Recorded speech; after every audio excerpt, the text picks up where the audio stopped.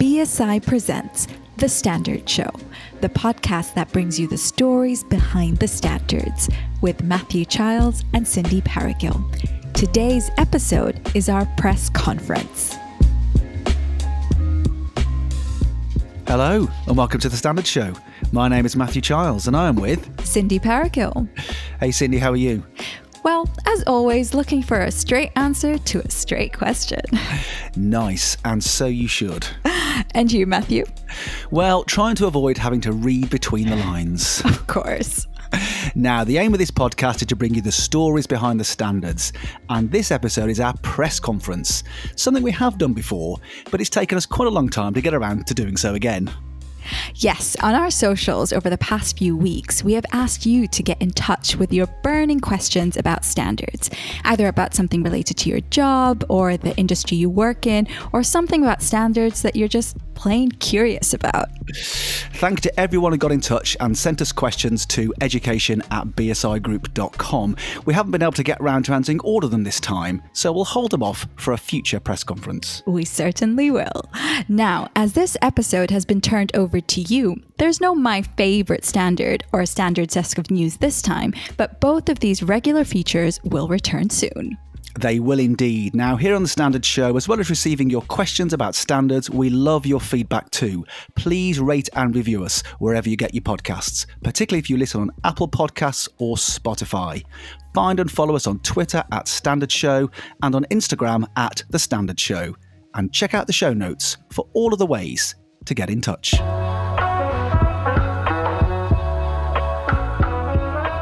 Every year, BSI and its partners offer young engineers the chance to take part in the IEC Young Professionals Programme, all expenses paid. This high-profile professional development program brings together the world's upcoming expert engineers, technicians, and managers, and provides them with opportunities to represent BSI and the UK in shaping the future of international standardization and conformity assessment in the field of electrotechnology. The next program takes place in October and November 2022 in San Francisco, in the United States.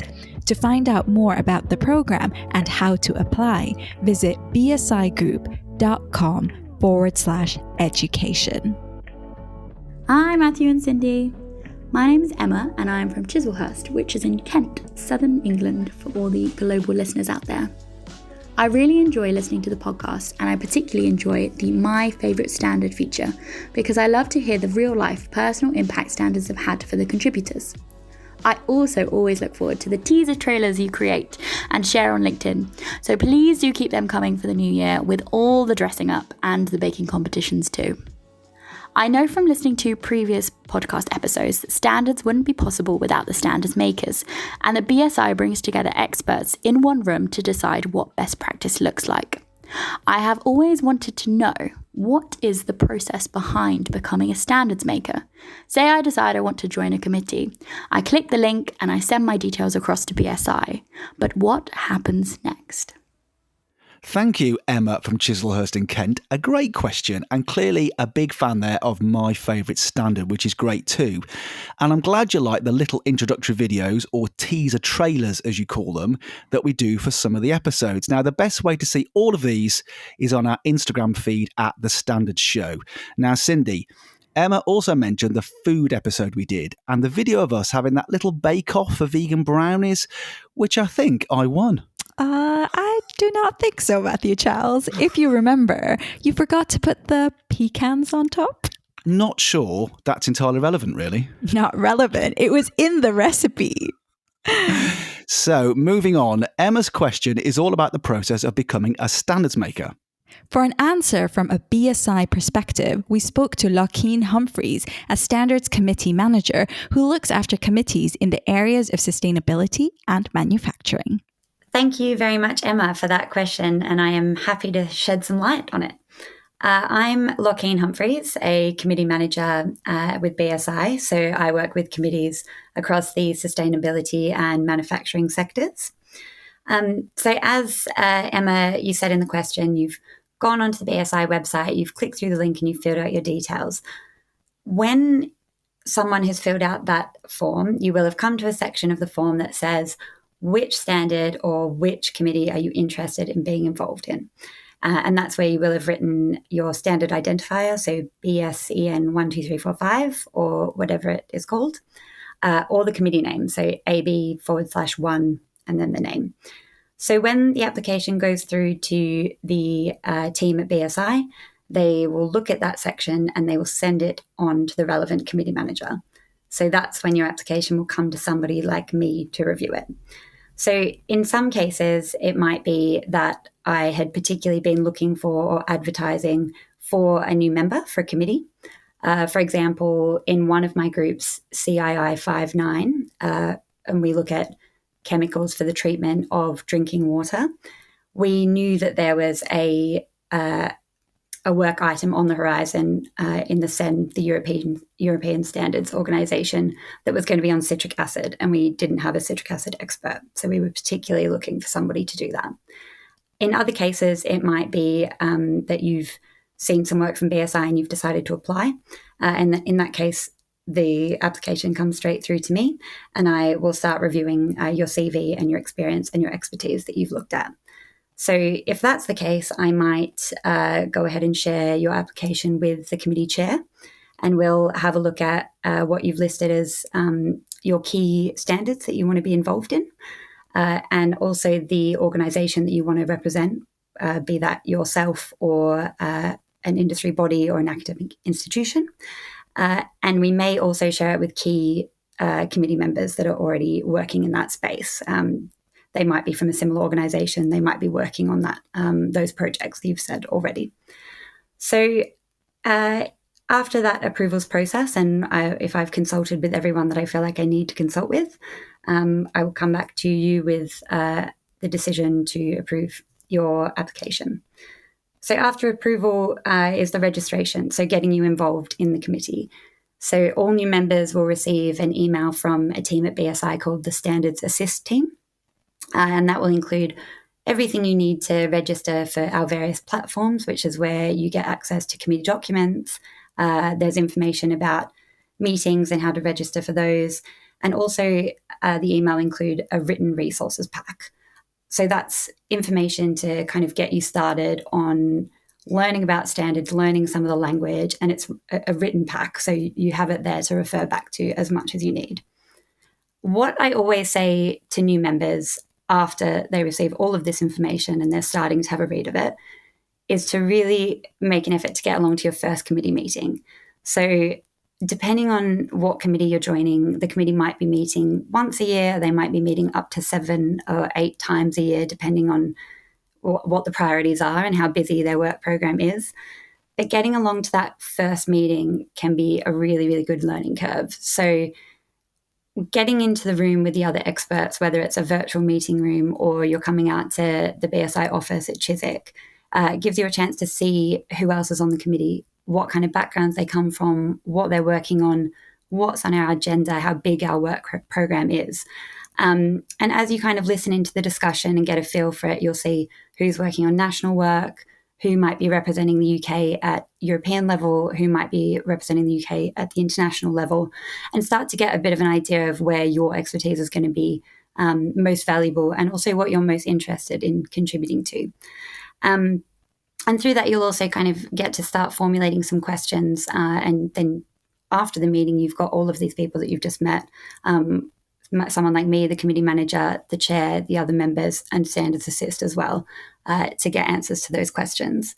One last resource that's worth mentioning is the committee member training program, and that's for new members and existing members, but it's a free training program run by BSI, and they run sessions that are anywhere between 1 hour up to full day courses on a range of things relating to standards work. So it could be something really practical like how to draft a standard.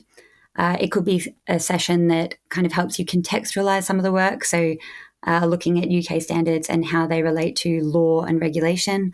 And some sessions are about general skills. So things like tips and techniques for presenting or contributing to virtual meetings. So a really good resource and a wide range of training options to keep in mind there as well. Now, that's the BSI perspective, but we also thought it'd be good to hear about how other national standards bodies recruit standards makers. So I spoke to Julie Latovich from the French national standards body AFNOR. Established in 1926, AFNOR has more than 2,500 member companies. Headquartered in Paris, it operates in 39 countries around the world. Now, for AFNOR, Julie is Digital Market Development Manager, working on standards in AI, blockchain, and cybersecurity, and also on some interesting work on gender equality in standards, something we may look at in a future episode. Now, I should say that Julie used to work with us at BSI, so I started by asking her if she missed us. Yes, I did. So I actually miss BSI a lot. It's such a great company to work for. I discovered standardization with BSI because I started my career there with an international engagement internship. And I found it so interesting that I stayed and worked as a standard development manager for several years. I worked on many exciting projects and standards, and I really enjoyed being involved in the entire process of developing a standard, from its creation, its development within a committee, and its publication and promotion on the market. And I learned a lot about British markets, which can be very different from the French market. But what I miss the most, it's my BSI colleagues for sure. People are really great, always supportive and welcoming, and guys, if you listen to me, hi, I miss you all. Well, we miss you too, and it's great to have you on the podcast. So, Julie, we heard earlier from Lakeen Humphreys, and she responded to Emma's question about the process that BSI uses to recruit standards makers. So I'm wondering, from AFNOR's perspective, what's the process used in France? It's quite the same process. Participating in standardizations means taking part in standards committee meetings where voluntary standards are developed on a specific subject. So you discuss the issue, define what are the best practices, challenge the other stakeholders, and finally you establish a consensus with the help of AFNOR and agree on the best standard possible. I mean, we hope so. Making standards is the opportunity for organizations to define market rules, share their practices, make their business known to French partners, but also international partners if you work on European and international standards. So you have access to European and international work and negotiate with other countries on the technical content of tomorrow's standards. It's an opportunity as well to do some networking, promote your organization, and develop your technology intelligence. So, how we recruit standards makers? Because making standards create business opportunities for organizations and acts as innovation accelerators, or just for a matter of safety, it is not so difficult to convince organizations to join the different standards committees. Most of the time, they contact us directly via our website. On AFNOR website, we put all the information about our different standards committees and we communicate on the new standards we are working on. It also works by word of mouth. For instance, organization can hear from a committee stakeholder that we work on a new or a very strategic standard and they join the standards committee like that. At the end, we can say that we are an economic partner for them. And our role is really to encourage and facilitate the dialogue between the stakeholders. Thank you to both Lakeen and Julie for their answers, and to Emma for her question. A reminder that if you want to become a standards maker with BSI, we welcome applicants from all fields, backgrounds, and career stages. Our goal is to have a balance of views around the standards making table. So if you want to make a difference and shape the world through standards, start your standards making journey now by visiting bsigroup.com/get involved.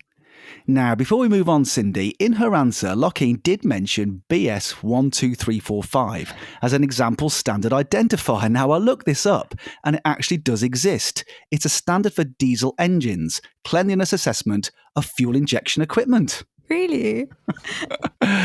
Okay, then, let's have our next question. And this is from Emily in Essex, England. Hi Matthew and Cindy. I recently started working within standards development, and the more work I do with standards, the more I recognise the BSI kite mark. I've seen it on trains to door locks. I've also noticed organisations have certifications too. My question to you is there an example you have of how standards have affected your day-to-day life? Thanks, Emily. That's a great question. And for an answer, Cindy and I thought we should have a bash. We did. I suppose the first thing to say here is to try and imagine a world without standards. It'd be quite difficult, if not impossible, really. Life would be unsafe and nothing would fit together. That's right. So we thought we'd pick out some standards that you might encounter in a typical morning. So I'll start. So it is early morning and you might be lying there in bed, summoning up all of your strength to swing your legs and actually get out. But instead you are contemplating the day by looking up at the light creeping around the curtain of your timbered window. Well, there's a standard for those. BS 644 specifies the requirements for the design, construction and performance of fully finished and glazed factory-assembled timber windows, a standard that is actually currently under review. Nice one. So my turn. Clothes. You're still lying there in bed and your eyes have moved from the window to your wardrobe and to considering what on earth you're going to wear. Well, there's a standard here too. EN 13402, a standard for the size designation of clothes.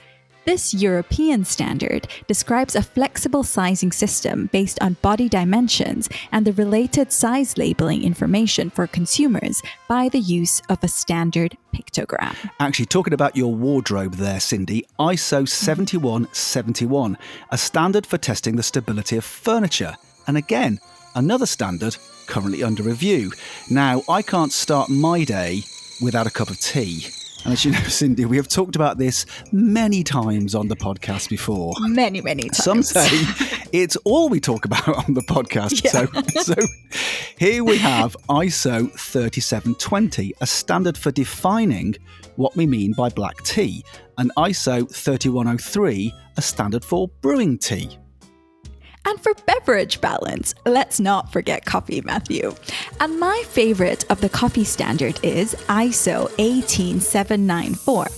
This standard sets out terms commonly used in sensory assessment of coffee by coffee tasters. Do you want to hear a top coffee fact? Go on. Now, Brazil produces the most coffee in the world, but who do you think is in second place? Colombia? Yes, you'd think that, wouldn't you? But in fact, it's Vietnam. Oh, top fact there. Now, as we're drinking here, we need something to drink out of. So BS 8654 comes in handy. That's the British standard that specifies performance requirements for ceramic tableware intended for domestic and hospitality use. So Emily, when you're drinking your morning tea or coffee, then your mug has probably been manufactured to BS 8654. Now, it's not necessarily a good thing, but I'm guessing I'm not alone in picking up my phone during breakfast and ticking off a few things that need to be done that day. Maybe a bit of mobile banking, for instance. Well, here we are benefiting from ISO 12812, which defines the general framework of payment and banking services involving a mobile device. And as well as moving some money around, maybe a little bit of online shopping. But before hitting the Buy Now button, you might do a quick check for online customer reviews.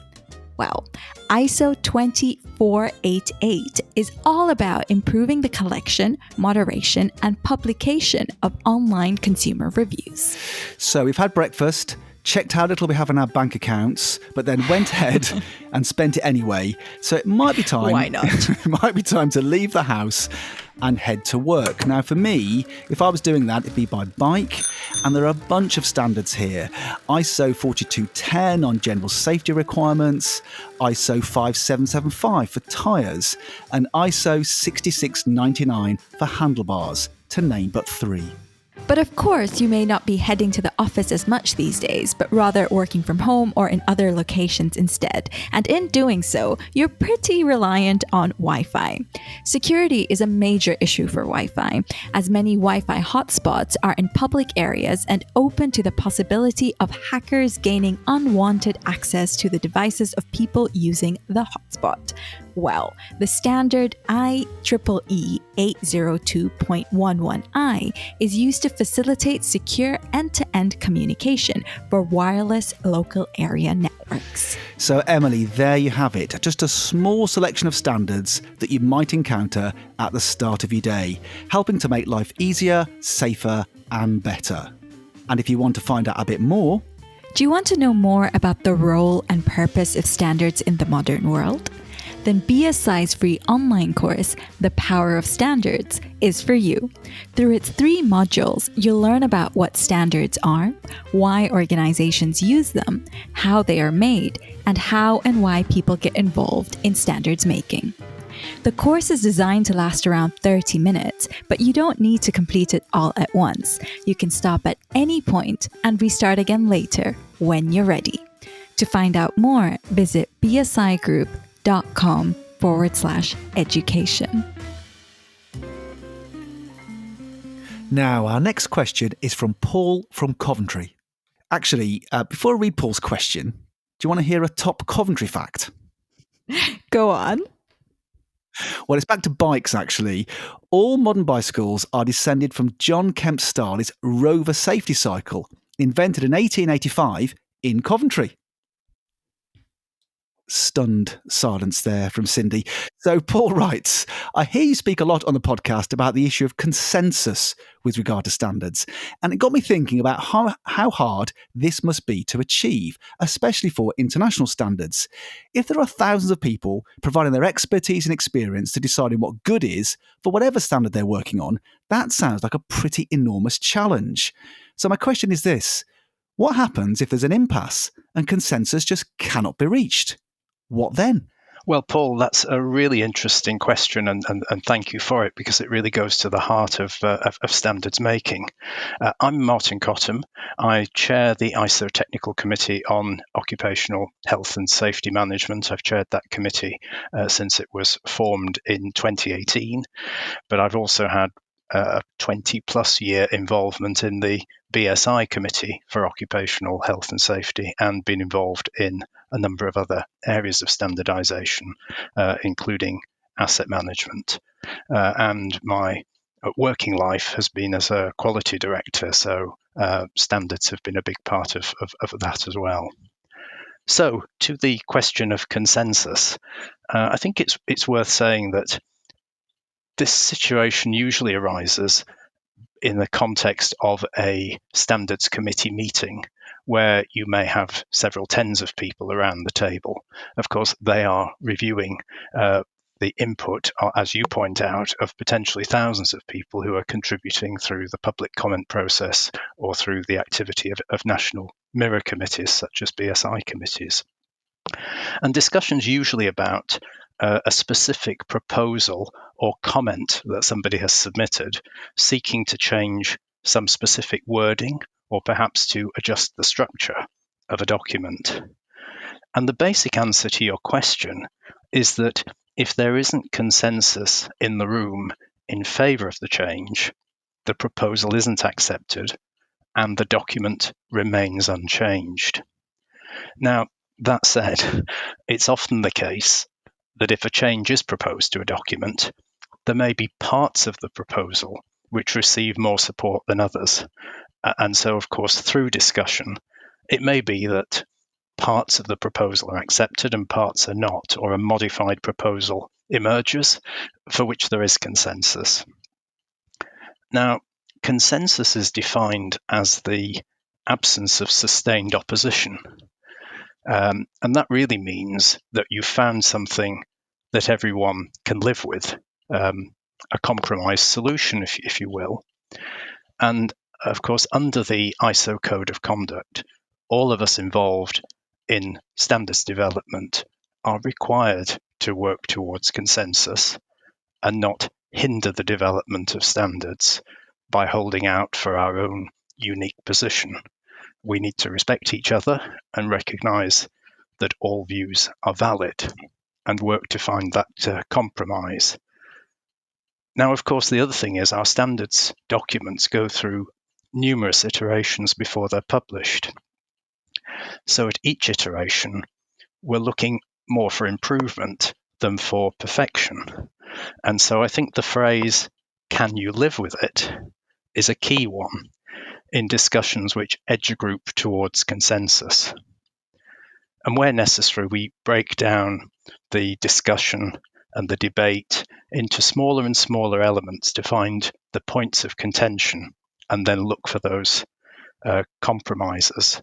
So that's really how consensus building operates in relation to standards development.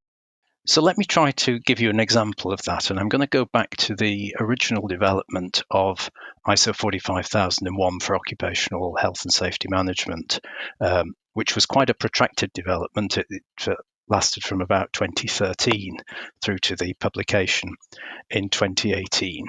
And compared to the previous standard in the field, which was OSAS 18001, the stakeholder group which worked on 45001 was broader, and it was much stronger in the representation of the interests of workers as stakeholders. So some of the things which hadn't been particularly strongly covered in OSAS 18001 were discussed in a different way by this broader stakeholder group in relation to the development of 45001. And those were things like a worker's right to withdraw themselves from a work situation which places them in imminent danger to their safety or their health.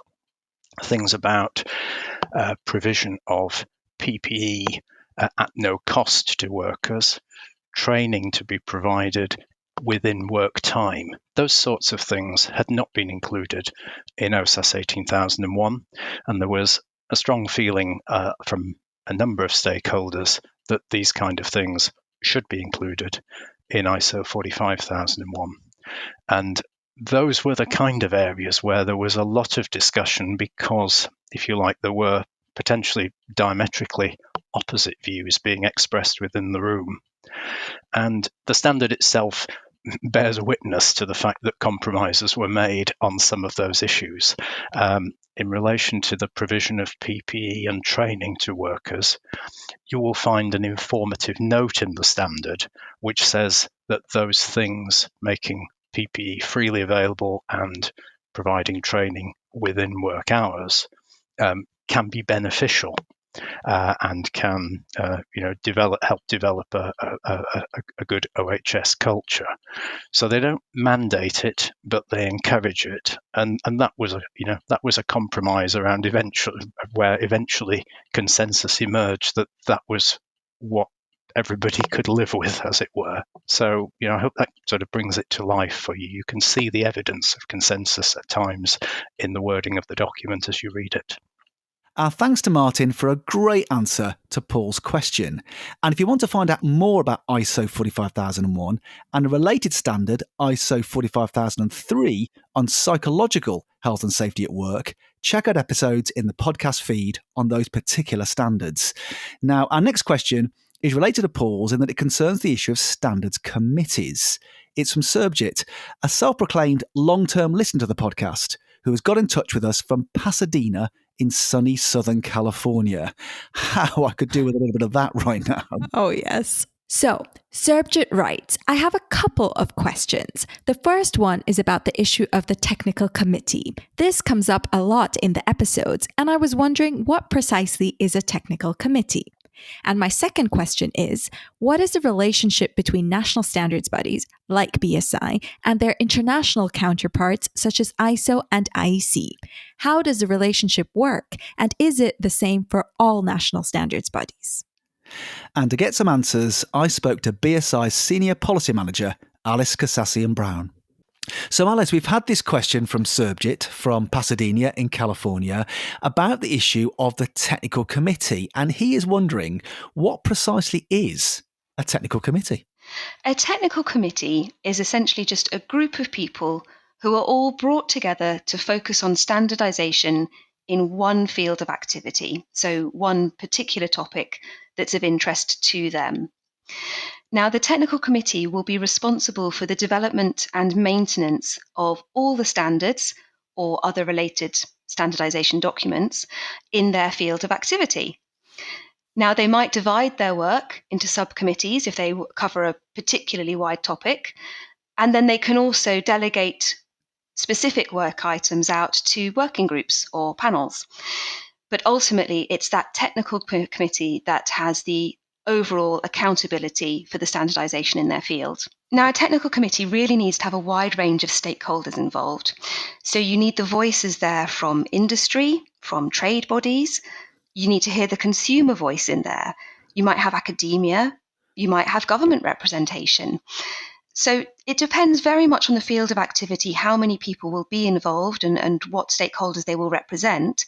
But the important thing is to make sure that all voices are heard, as that's the way that we get the best possible results.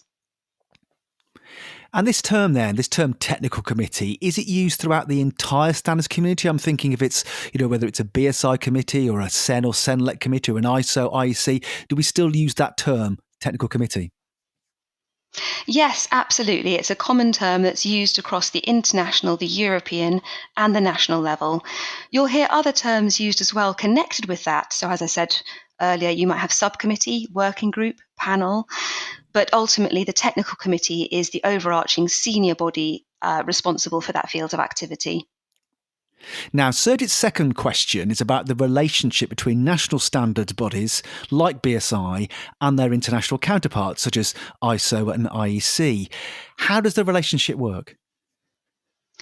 Well, BSI, as the national standards body, is the UK member for ISO, IEC, and of course, let's not forget SEN and SENLEC at the European level, which are also incredibly important. So each of those bodies is what's called a member organisation. They each have a central office for management of their work, but ultimately it is the members from each country who take the decisions of how to run those organisations and who also nominate their experts for the development of technical work, the standardisation work at the European and international levels. Now, in some countries like the UK, we have BSI that covers both electrotechnical and non-electrotechnical work. So we are the member for ISO, IEC, SEN and SENLEC. In some countries, they're actually separate bodies. So, for example, in Germany, they have DIN, which is the non-electrotechnical side. So they are members of ISO and of SEN. But then they have DKE, which is a separate body, and they are the national committee for the IEC and SENLEC. Are you a postgraduate studying at a UK university? Do you have a research idea or project that involves standards in some way? Well, if so, BSI Student Research Programme can help. The way it works is simple. We gain valuable information about an area of interest to our standards work, while you can benefit from mentorship to support your project and the chance to gain knowledge and exposure that may increase your future employability. To find out more about the program, including case studies of previously supported projects and how to apply, visit bsigroup.com/education. Hi, my name is Sarah and I'm based in Hertfordshire in the UK. I really enjoy listening to the Standards Show podcast and I love the new name, might I just add. It gives me a great opportunity to learn and stay updated with standards whilst on my daily dog walk. A recent favourite episode has been about BSI's Standards Awards winners. It's fantastic to hear the work being done within the standards community, and this leads nicely onto my question I have for you this week. Can you give me an example of how a standard might be used within an organisation? How do they really use it? I suppose what I mean is, what's the process that takes place for actually implementing it in the organisation? Thank you, Sarah, for that great question, though I am now intrigued as to the name and breed of your dog. Matthew, I think that counts as an extra listener, right? Absolutely. Now, for an answer to Sarah's question, who better to ask than an organisation that won a BSI Standards Award in 2021 for using standards, in this case ISO 22301, Security and Resilience, and that's the global investment company Aberdeen. I spoke to Global Business Continuity Manager Lisa Dixon and Jennifer McKenzie, Global Resilience Manager at Aberdeen, about what they did. First Lisa, then Jennifer, and then Lisa again. So it started by conducting a gap analysis on each of our different ways of doing things. And we wanted to conduct that gap analysis to ensure that we were actually near the point of we would be able to obtain the certification. And it was about understanding what the business needed, what our requirements would be for us to actually meet the standard as well. And with that, we were then able to identify what specific locations we wanted to certify. So I think it was also really important that we had the buy-in from the senior leadership. They understood the importance of having the actual standard itself and making sure that, you know, we could get client business from having that standard. And it was really important that it was bought into by top management, because without that, I think we would have had a lot more issues trying to implement that in the long run. For us, it gives us almost a foundation that we always go back to, and it means that we can always build on that foundation. No matter how much change that happens in our organisation, we have a foundation that we know works and is steadfast and can get us through anything. So having that foundation has been really important for us. So with regards to the ISO 22301 standard, we have aligned that standard to every location that we have globally, which allows us to bring in other parts of the organisation as and when we want to have them certified. So originally we started off with 3 different locations, Edinburgh, London and Boston, but we've now just expanded that to Edinburgh, London, Philadelphia, Singapore and Luxembourg. So that allows our scope to kind of grow in that way. As the organisation changes, as Jen had said, we may be able to adapt and bring that in further. But I do know that we do have other parts of the organisation looking to become ISO certified as well and aligned to different standards. So we are working with them to provide our knowledge and experience and guidance along the way as they try to implement those changes. Cindy, I should say that to answer that question, Jennifer actually spoke to me even though she was feeling pretty unwell, which is why so softly spoken there. So really going beyond the call of duty for us. That's really kind of her. So, Cindy, what have you learned today? Well, lots of things, but a couple that stood out for me. The way standards makers are recruited in the UK and in France is pretty similar. And that Vietnam produces more coffee than Colombia. See, I knew you liked those top facts. I do. And how about you, Matthew? What have you learned? Well, that amazingly, BS 12345 really does exist. Yep. And I suppose that seeking improvement rather than perfection might just be the best how to live your best life advice that I've ever heard. Some wise words right there. We should do this again. We should and we will. Well, that's the show. Thanks to Emma, Emily, Paul, Sergit and Sarah for their questions, and to Lockie Humphreys, Julie Latovich, Martin Cottam, Alice Kasassian-Brown, Lisa Dixon and Jennifer Mackenzie for providing their answers.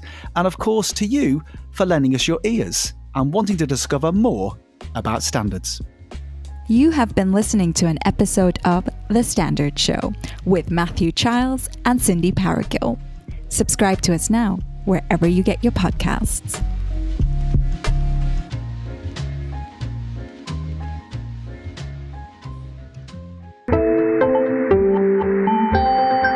You just heard a Stripped Media production.